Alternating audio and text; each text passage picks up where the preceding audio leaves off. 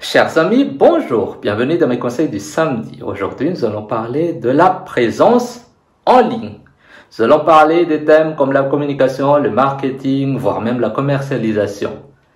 Ça va être un thème assez simple, mais très intéressant. Pourquoi présence en ligne? Qu'on soit une entreprise de très petite taille, de taille moyenne ou une grande entreprise, la présence en ligne présente toujours pour nous, pour chaque entité, des avantages. Déjà, ça permet à l'entité d'être visible, de voir son existence, mais aussi c'est une carte visite en permanence en ligne. Peu importe le pays, peu importe l'endroit, bien sûr, actuellement on parle de la digitalisation, du numérique, de tout, mais chaque pays a ses spécificités. Il y a les pays en développement généralement qui sont focalisés sur les réseaux sociaux parce que c'est moins coûteux. Il y a dans les pays, disons, industrialisés qui sont plus dans tout ce qui est applicatif, dans tout ce qui est site web. Donc, il est possible pour nous tout simplement d'être présents partout. Aujourd'hui, 70% presque de la population mondiale, des 7 milliards et quelques humains, ont au moins un accès sur les deux types d'accès en ligne, c'est-à-dire les réseaux sociaux d'un côté et de l'autre côté, les sites web, applications et tout ça. Donc, aujourd'hui, nous allons parler des choses simples. Je vous propose de faire 3 points pour être présent en ligne. Tout d'abord, la chose la plus simple et qui est gratuite, c'est d'avoir une page au moins sur Google My Business. Pourquoi Google My Business? Parce que c'est gratuit comme on a dit. De deux, ça permet d'avoir quelques outils de travail comme le ranking, c'est-à-dire ça permet à nos clients de nous classer, de donner des avis, des opinions par rapport à ce qu'on fait. De deux, ça permet aussi de pointer notre positionnement géographique. C'est surtout nécessaire quand on est un magasin, un bureau où les gens doivent se déplacer vers chez nous. Donc, c'est gratuit, le Google Maps, pointer notre entreprise ou notre organisation là-dessus.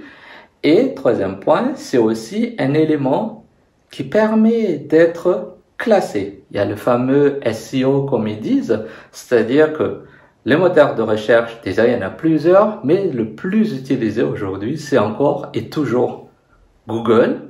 Donc la plupart des gens, quand ils cherchent quelque chose, ils passent par Google.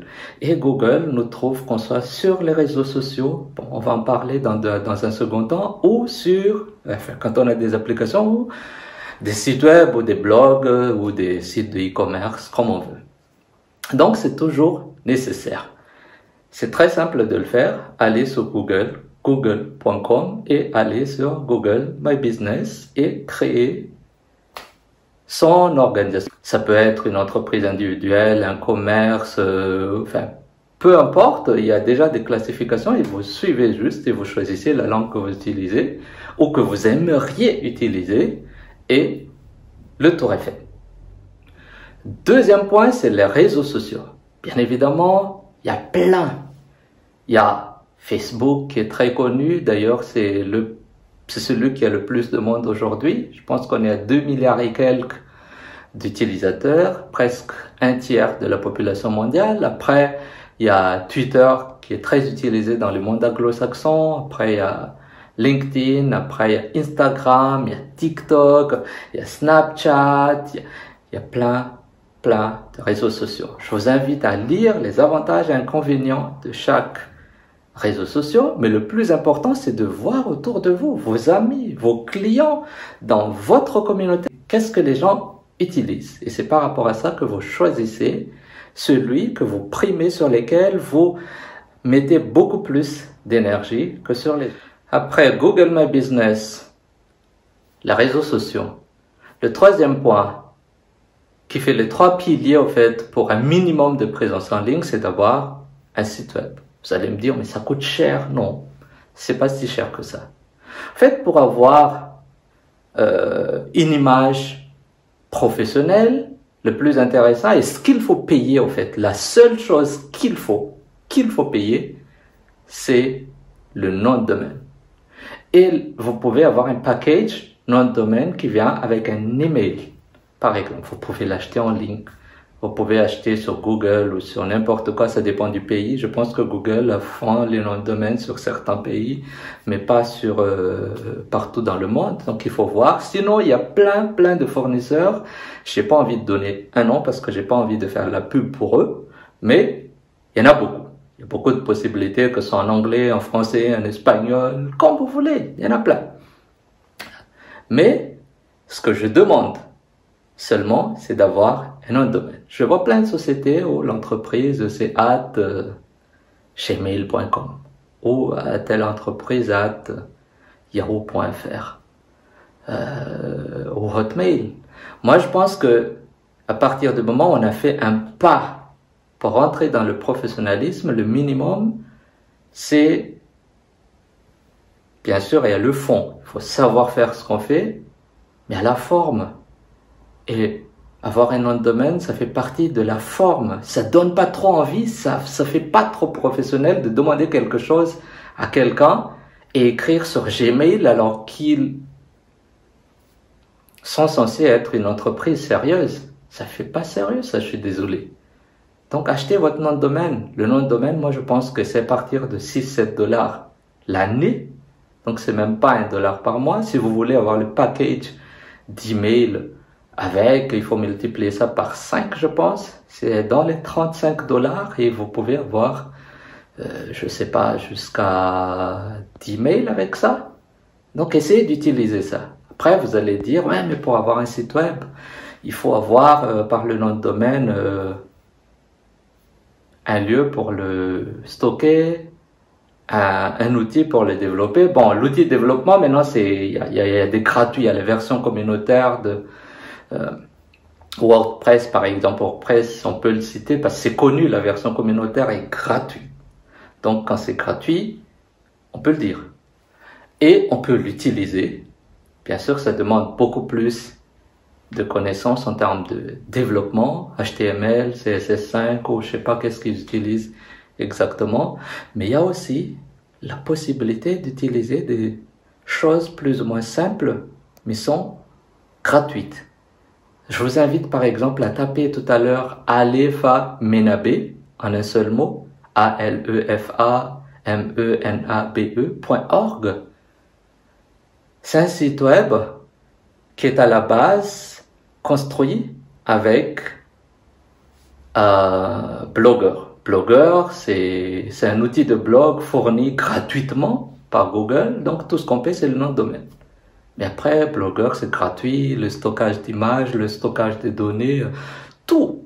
Et l'avantage, c'est que c'est très fluide, facile à utiliser. Ça, c'est un exemple d'ONG, mais on a aussi une autre société où le site est encore en construction et depuis une année, on a mis en place un site, entre guillemets, provisoire et on est aussi sur Blogger.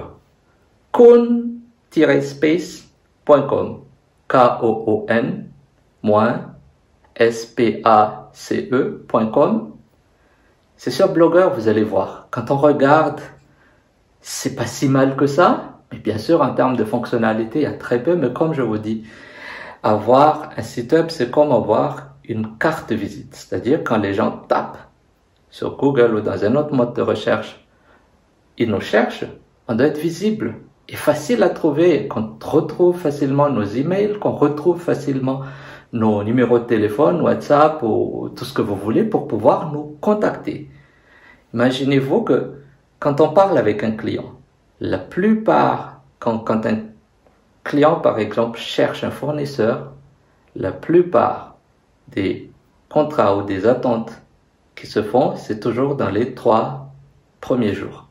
C'est-à-dire c'est toujours celui qui donne l'information et qui est plus réactif qui a accès en premier au marché.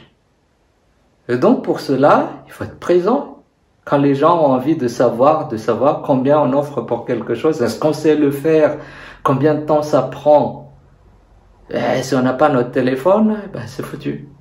C'est le concurrent qui l'a. Et maintenant, on est dans un monde où la concurrence est très très rude. Comme je disais, la présence en ligne ne suffit pas. Il faut avoir des commerciaux, il faut avoir des programmes d'affiliation, il faut appartenir à des réseaux.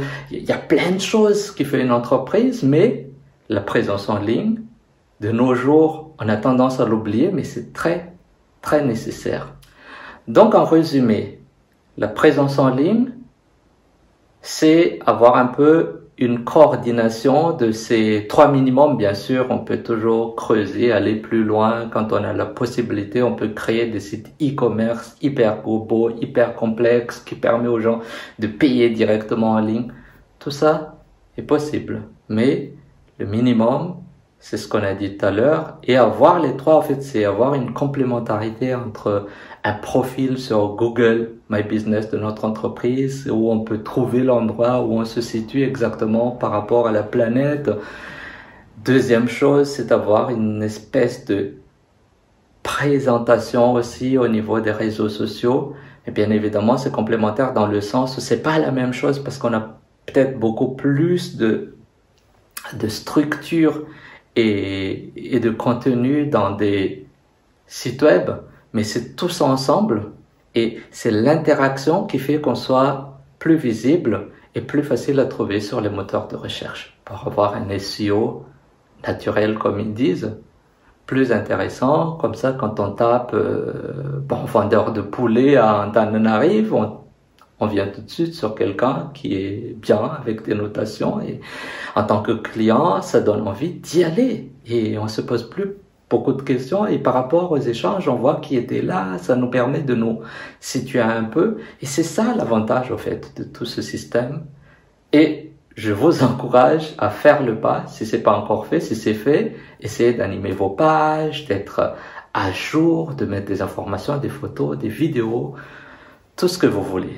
Sur ce, je vais aller profiter du soleil et je vous dis à la semaine prochaine. Ciao, au revoir.